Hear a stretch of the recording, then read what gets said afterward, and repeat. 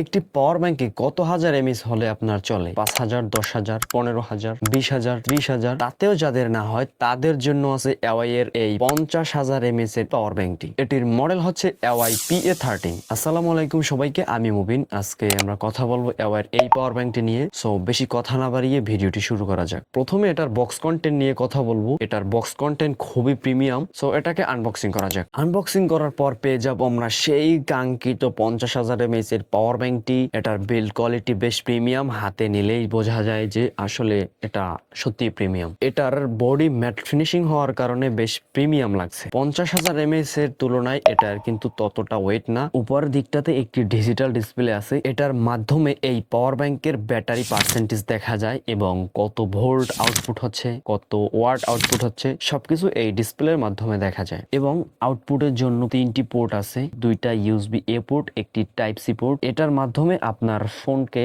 খুব দ্রুত চার্জ করতে পারবেন। এটা দিয়ে মাল্টিপল ডিভাইস চার্জ করতে পারবেন, ফোন, ট্যাব। এটাতে 50,000 এমএস বিশাল ব্যাটারি ক্যাপাসিটি থাকার কারণে আপনি এটাকে একবার চার্জ করে নিলে 7 থেকে 10 দিন চালাতে পারবেন নিশ্চিন্তে। যারা বেশি বেশি ভ্রমণ করেন তাদের জন্য আদর্শ একটি পাওয়ার ব্যাংক হচ্ছে এই পাওয়ার ব্যাংকটি। এটি আপনার সাথে থাকলে আপনি যে কোনো জায়গায় ঘুরে বেড়াতে পারবেন নিশ্চিন্তে, চার্জের কোনো টেনশন করতে হবে না। এটাতে ওভারহিট ও শর্ট সার্কিট প্রোটেকশন ব্যবহার করা হয়েছে, তাই আপনার ফোনকে নিশ্চিন্তভাবে চার্জ করতে পারবেন। এটার ভালো দিক এবং খারাপ দিক নিয়ে কথা বলা যাক। প্রথমে আমরা ভালো দিকগুলো নিয়ে কথা বলছি। এটাতে এলইডি ডিসপ্লে থাকার কারণে এটার ব্যাটারি পার্সেন্টেজ দেখা যাচ্ছে, এম্পিয়ার, ভোল্ট, ওয়াট সবকিছু এটার মাধ্যমে দেখা যাচ্ছে।